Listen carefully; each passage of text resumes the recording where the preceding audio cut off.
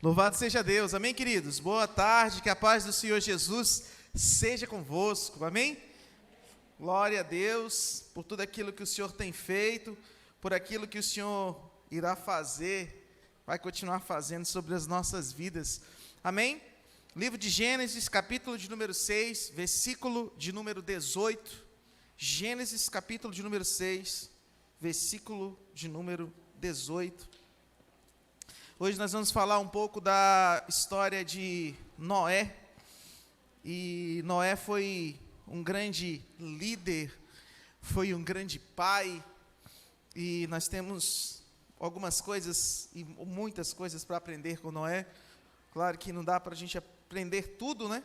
Mas vamos aprender algumas coisas. Gênesis capítulo de número 6, versículo de número 18, diz assim a palavra do Senhor: mas contigo eu estabelecerei o meu pacto, e tu entrarás na arca, tu e teus filhos, e tua mulher, e as mulheres de teus filhos contigo. Diga glória a Deus. Amém, queridos? Então essa é a passagem a qual o Senhor fala com Noé, estabelecendo um pacto ou uma aliança com Noé a respeito da arca de Noé, que a arca que o Senhor fez com que, e pediu para que Noé construísse naquela época. O fato é que versículos anteriores, o Senhor ele já expressava o desejo de exterminar todos os moradores da terra, vamos assim dizer, porque a iniquidade do povo estava chegando às narinas do Senhor. E o nosso Deus, ele é um Deus santo, puro, reto, justo, rico em amor, rico em graça, rico em misericórdia, mas também é um Deus que é justo e pratica a justiça.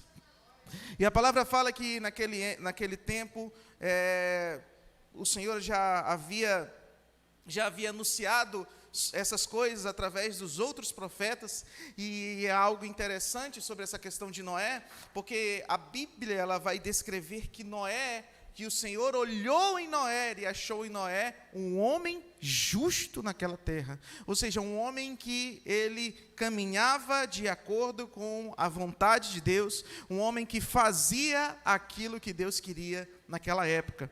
E o Senhor ele vai descrever assim no início no capítulo 6, falando de Noé. Mas o que leva um homem a ser justo na época de Noé, em meio a uma sociedade que estava toda corrompida, ao ponto de o Senhor olhar e só encontrar apenas Noé, um homem justo? E se você for pegar o capítulo anterior, o capítulo número 5 de Gênesis, você vai ver então que esse temor a Deus, que é uma associação entre o respeito ao Senhor e o medo de Deus ao mesmo tempo, você vai perceber que isso já vem das gerações anteriores.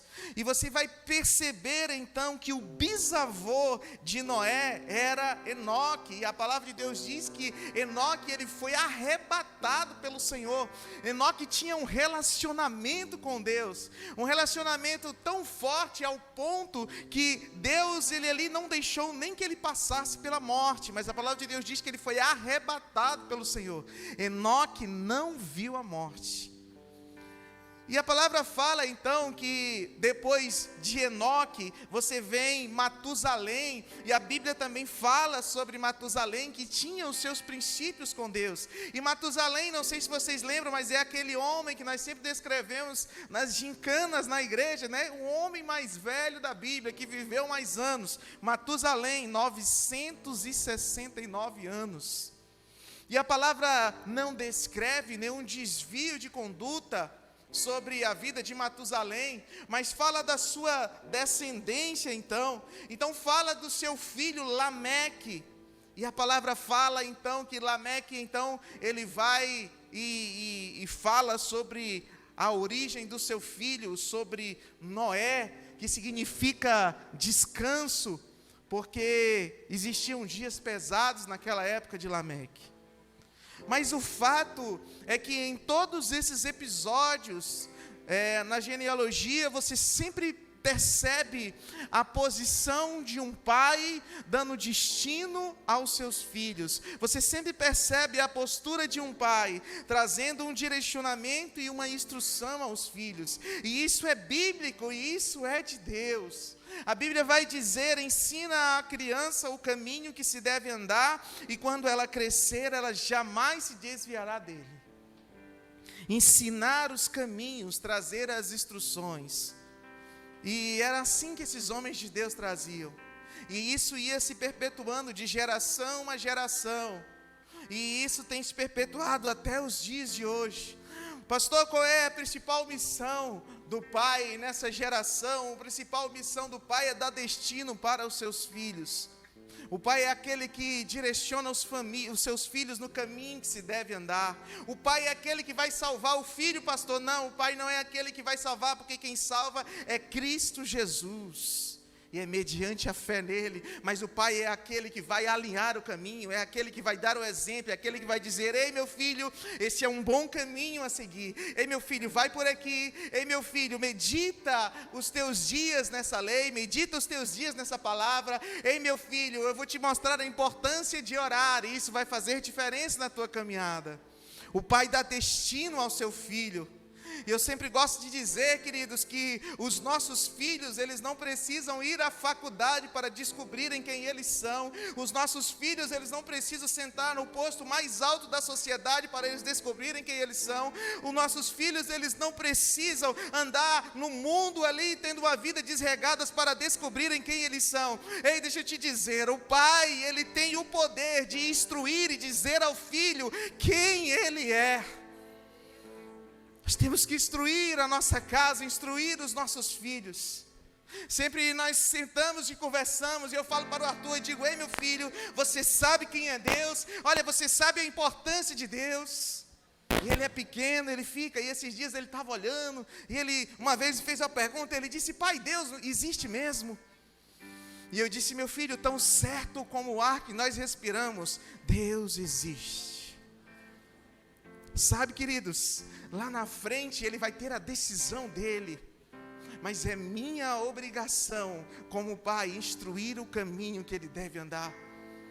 É minha obrigação como pai mostrar para ele de um Deus grandioso, de um Deus que opera maravilhas. Eu lembro de Gideão, quando estava malhando trigo no lagar, e a palavra fala que quando o anjo chega, o povo só vivia saqueando o povo de Deus, e o anjo chega para Gideão e diz: a paz seja contigo, varão valoroso. E Gideão olha assim e diz: quem é você? Ele diz assim: eu sou o Senhor. E ele diz assim: você não é aquele que os meus avós e que os meus pais falavam?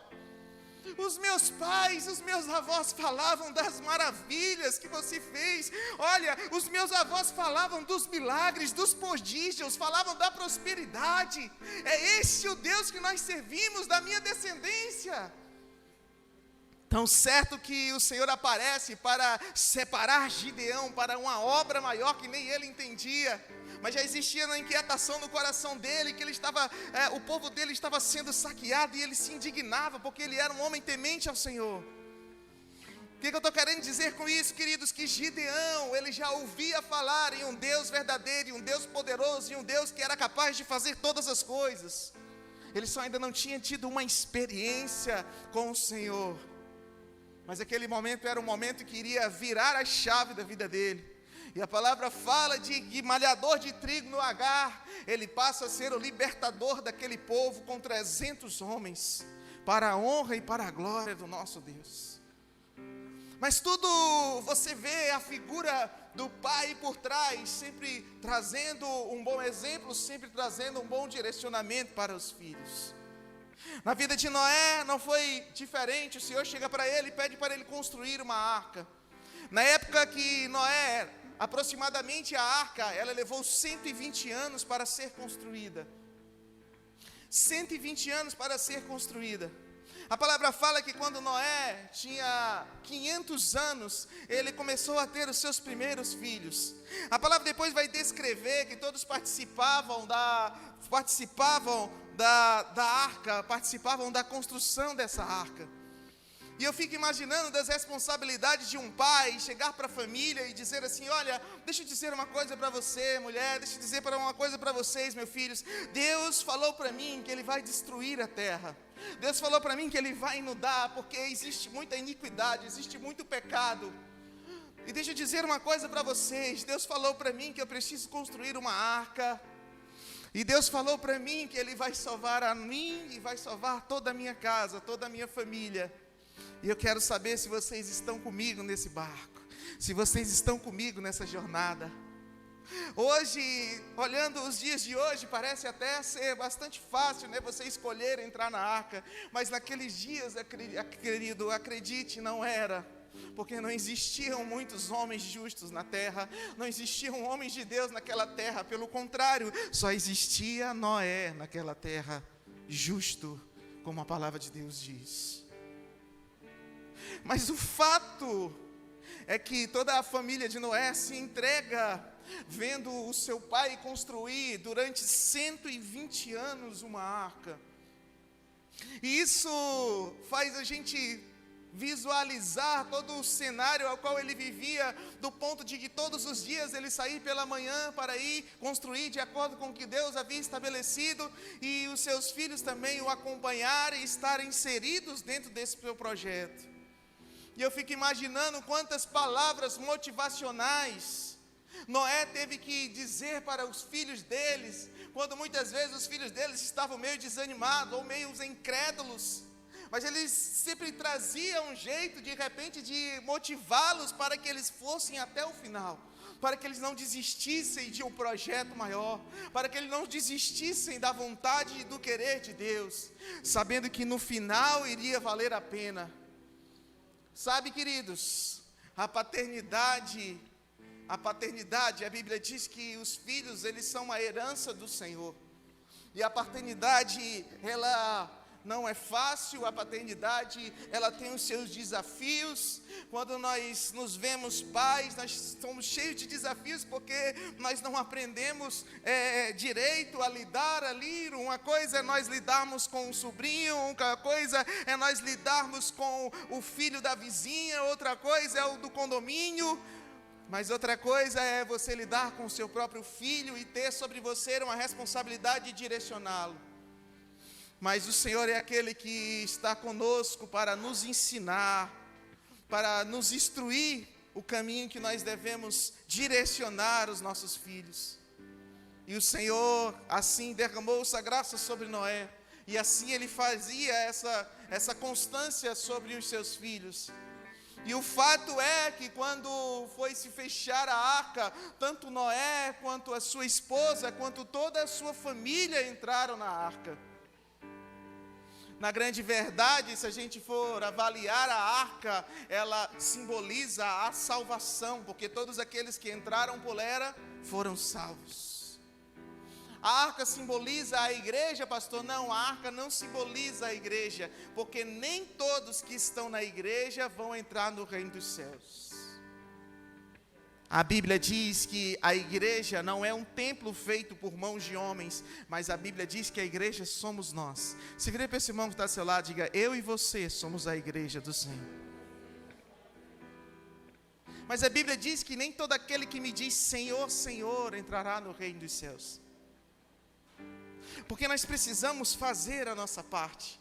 E o interessante da vida de Noé é porque a Bíblia ela vai descrever que fez com ele um pacto. E um pacto ele é feito com duas pessoas, ou seja, sempre existe uma contrapartida. Sempre existia uma contrapartida sobre a vida de Noé. Noé, olha Noé, deixa eu te dizer uma coisa. Olha Noé, eu vou salvar você e a tua casa. Mas Noé, você está disposto a fazer o que eu estou te mandando? Noé, você está disposto a fazer isso? Noé, você está disposto a seguir este caminho, mesmo que muitos olhem para você, Noé, e caçoem de você? Porque era assim, irmãos. Convenhamos, em uma sociedade totalmente fora do eixo, fora dos padrões de Deus, fora daquilo que Deus projetou para a humanidade, era difícil servir ao Senhor. Eu fico imaginando quantas pessoas não passam por aquela arca, olham para Noé e dizem: aquele cara é um louco. Esse cara é um louco, eu conheço esse cara já fazem 30 anos que ele está construindo algo aí. esse cara é um louco, esse cara é um fora da curva. Esse cara, eu não sei o que ele vai fazer ali, mas ele é meio esquisito, porque já faz muito tempo que ele fica construindo aquela coisa ali. O fato é que Deus já tinha falado algo dentro do coração de Noé, e estava bem certo e bem aliado com os planos do Senhor. Estava bem aliado com aquilo que Deus já havia estabelecido sobre você. Aleluias! O certo é que aquela arca, ela representa a salvação em Cristo Jesus. A Bíblia vai dizer que a arca, ela tinha apenas uma porta, e essa porta, se a gente for avaliar, a Bíblia diz que eis que eu estou à porta e bato, e aquele que abrir, eu entrarei, cearei com ele e ele comigo. Deus, ele é aquele que está sempre à nossa porta, batendo, esperando uma oportunidade. Deus é aquele que está sempre modificando e trazendo. A Bíblia diz que Ele tem o domínio, Ele tem o controle em suas mãos. Todo domínio, todo poder está nas suas mãos. Não é uma coincidência o fato de nós estarmos reunidos aqui nessa tarde. Mas Deus, Ele tem os seus mistérios e tem os seus planos, e Ele muda o que for preciso mudar, para trazer uma mensagem aos seus filhos. Mas não é uma mensagem de julgamento, mas é uma mensagem de amor, onde o Senhor está sempre tentando nos resgatar. E eu diria para cada um de nós, e diria para os pais, e para as mães, e para todos que aqui estão: ei, essa tarde é o momento de todos nós estarmos dentro e entrarmos na arca do Senhor. Porque na arca há salvação, em Cristo Jesus há salvação. E nós precisamos buscar incessantemente ao Senhor.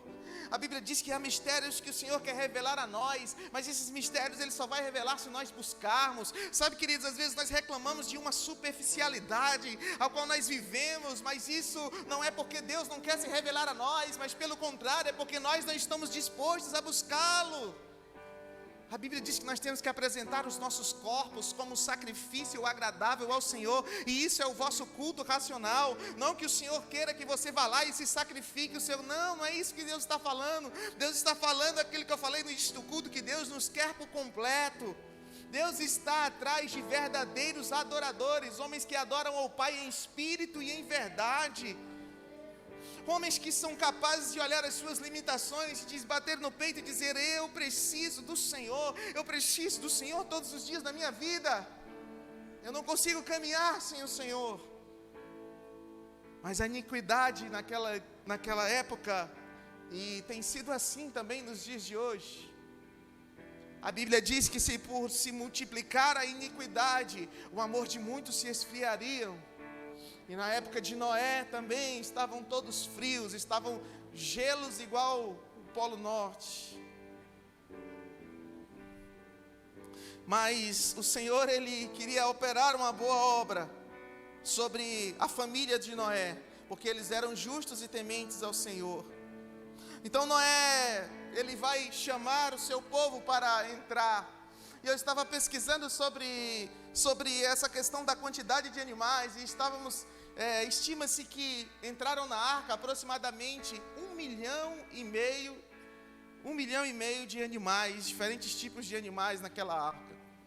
E eu achei engraçado uma vez que um pastor disse: como que pode caber tanto animal dentro de uma arca, né? E aí eu achei interessante que ele diz assim: é simples, só entrar uns animais pequenos, né? Que a gente sempre imagina igual está aqui, né? A girafona, né? O elefante grandão. Mas na verdade, entra os pequenininhos lá que dá certo. Mas o fato é que a palavra de Deus, e ela é a lâmpada para os nossos pés, é o que nos direciona e o que guia e direciona o nosso caminho. Mas o fato é que a arca, ela representa um recomeço, ela representa um lugar de separação. E isso faz menção a algo interessante, porque a palavra de Deus fala que quando chegou o grande dia, e Noé já estava com 600 anos, e quando chegou o grande dia, a palavra fala que o Senhor fala para Noé que é chegado o tempo, e Noé então entra na arca e entra com os seus filhos, e a Bíblia fala que ainda se demoram 7 dias para começar a chover. E eu fico imaginando Noé dentro daquela arca, 7 dias com a sua família. Eu fico imaginando os seus filhos lá dentro, diz assim, esse homem, ele é um homem de grande fé, ou nós estamos todos num barco furado. Porque, convenhamos, queridos, uma coisa é nós estávamos lá, né, Ronaldo? E de repente começou a chover, né? E Noé, graças a Deus, começou a chover, vamos todo mundo para a arca. Mas outra coisa é Deus dizer assim para Noé, Noé, você tem que entrar. Noé, você tem que entrar com os seus filhos, e deixa eu te dizer, Noé, daqui 7 dias que vai começar a chover. E passa o primeiro dia, e não chove, e lá dentro devia estar meio quente, né, irmãos? Passa o segundo dia e também não chove. Passa o terceiro dia e também não chove. Passa o quarto e não chove. Eu fico imaginando a inquietação, muitas vezes, dos filhos, das esposas dos filhos. A Bíblia não descreve nada dessa movimentação. Mas o fato é que eles perseveraram até o 7º dia. E a Bíblia fala que no 7º dia começou a chover. E choveu 40 dias e 40 noites sobre aquela terra. E aquela terra ela ficou imersa por 150 dias. Sabe o que a gente aprende? A gente aprende que a gente precisa aprender a confiar em Deus. E aprende aquilo que a Bíblia diz, que para o Senhor não há nada impossível. O que nós temos que fazer como pais é direcionarmos o nosso filho o caminho que deve andar. E por mais que esse caminho seja às vezes um caminho difícil, por mais esse caminho seja um caminho onde confiar é a última e a única opção, esse é o caminho daqueles que decidem servir ao Senhor. A Bíblia vai dizer que nós não vivemos pelo que vemos, nós vivemos pela fé. Sabe por que nós estamos reunidos aqui nessa tarde? Porque teve fé empregada há 4 anos atrás, quando o Senhor, através de uma palavra, estabeleceu que nós deveríamos abrir um culto, uma igreja. A fé é o que nos move. Amém, queridos? A fé é o que nos move. A fé é o que nos move. Nós temos que estimular a fé dos nossos filhos. Nós temos que ensiná-los sobre a importância de acreditar em Deus, sobre a importância de persistir no Senhor, sobre a importância de não abrir mão da caminhada proposta, como diz o apóstolo Paulo, sobre a importância de continuar firme, crendo que no final o Senhor moverá céus e terra ao nosso favor. A Bíblia ela vai dizer que nós temos que buscar em primeiro lugar, assim como falou bem o Denilson, buscar em primeiro lugar o reino de Deus e a sua justiça, e as demais coisas serão o que, irmãos? Acrescentados. Isso não é nada mais, nada menos do que nós acreditarmos em Deus. Isso não é nada menos do que nós depositarmos a nossa fé naquele que vive e reina para todo sempre. Qual é o legado, pastor, que nós podemos deixar para os nossos filhos? A fé em Cristo Jesus. Ensinar os nossos filhos a crerem, a confiarem no Senhor. Toda a geração de Noé, ela foi salva. Toda a geração de Noé foi salva. E o interessante da arca é que, da mesma forma que ela tinha uma porta que simboliza a salvação, ela também tinha uma janela. E diferente das janelas comuns, a janela da arca era no alto, até porque se fosse lateralmente, né, poderia ser submersa ali pela água. Mas o fato é que ela simboliza também uma aliança de Noé para com o pai. E o interessante é que a Bíblia diz que quem selou a porta da arca por fora foi o Senhor. O Senhor foi aquele que protegeu Noé. O Senhor é aquele que nos protege, o Senhor é aquele que nos guarda. E o interessante é que quem tem a chave da porta da arca é o Senhor. Mas quem tem a chave a chave que abre a janela da comunicação com o Pai, somos nós. Porque quando Cristo Jesus morreu naquela cruz por mim e por você, a Bíblia diz que o véu do templo foi rasgado de cima a embaixo. O que a Bíblia está dizendo? A Bíblia está dizendo que existe agora uma comunicação, uma linha direta entre o homem e o Senhor. Existe uma linha direta agora. Ninguém mais, queridos, te impede de falar com Deus. O que nos impede então, pastor, de falarmos com Deus? A única coisa que pode te impedir, queridos, de falar com o Senhor é se você não se arrepender dos teus pecados. Porque se você não consegue se arrepender, não consegue derramar a sua vida diante do Senhor, reconhecer quem você é, as tuas limitações, queridos, o Senhor, como que Ele vai te ouvir? Mas se você estiver disposto a clamar com um clamor de misericórdia para com o Pai, onde nós dizemos assim: Pai, como diz o filho pródigo, e caindo em si, disse: eu vou voltar e vou ter com o meu Pai. O Senhor é aquele que está lá de cima, a Bíblia diz que Ele está lá de cima com seus ouvidos atentos ao clamor do seu povo. Nós somos o povo de Deus. Como já ministrei aqui, você é a dracma do Senhor. E se você tem 9 dracmas e uma se perdeu, mas essa mulher ela vai procurar a 10ª dracma perdida. Você é essa dracma, nós éramos essa dracma perdida, mas nós fomos encontradas pelo Senhor. O fato é que a arca, ela representa essa dependência com Deus. A arca também ela representa a comunhão com o Pai.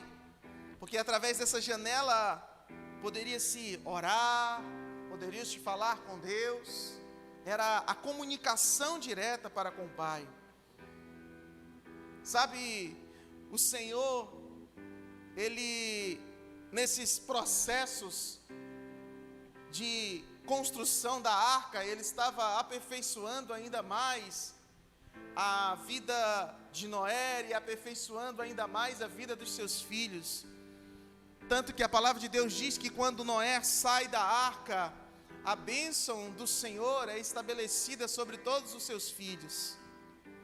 Menos em um, que Noé fez uma festa para celebrar, se embriagou, e a Bíblia fala que um dos seus filhos o vê despido, e chama os irmãos, meio que num ato de caçoar ou zombaria do pai, e pela falta de respeito, a palavra falou que o Noé, então falou que esse filho, ele ia ser servo dos outros filhos. Na grande verdade, quando vai entrar na arca, a palavra fala que primeiro o Senhor chama Noé para entrar na arca, porque o homem, ele representa o sacerdócio, ou seja, ele é a autoridade do lar, ele é a autoridade da casa, ele é a referência. E depois então ele chama os filhos, que são a descendência, e no final ele diz, então entra a mãe, a esposa de Noé. E a mãe, ela vem atrás, e a gente fica meio nessa, diz, poxa, mas não deveria entrar Noé e a sua esposa, e depois entrariam os filhos. Mas na grande verdade, a mãe era ela aquela responsável por garantir ali o caminho, e garantir que aqueles filhos, eles iriam realmente entrar um após o outro na arca. Mas na hora de sair da arca, o Senhor então faz diferente, diz assim, olha, primeiro sai Noé e a sua esposa, então depois saem os seus filhos. Na grande verdade, o Senhor estava apresentando um novo mundo para Noé. O Senhor estava apresentando um novo mundo para Noé. E era importante a presença da esposa do lado de Noé, para estabelecer novamente a primeira família na terra. Quantos estão entendendo aí, digam graças a Deus. A família, ela é uma instituição do Senhor. Então o Senhor, ele estabeleceu Adão e Eva, e como não deu muito certo, depois ele vem e estabeleceu Noé e a sua esposa. O Senhor, ele é um Deus de família. E tudo que Satanás quer hoje é o que, irmãos? Quer destruir a família.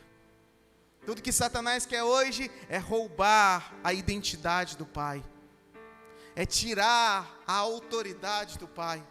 Você é a autoridade do seu filho. E o Pai estabeleceu você para cuidar de uma herança que nem é sua, é dele, porque os filhos são uma herança do Senhor. E enquanto você estiver vivo nessa terra, você tem autoridade sobre a sua descendência. E a minha oração é que a sua descendência seja poderosa nessa terra, em nome de Jesus. Você pode se colocar em pé, em nome do Senhor Jesus.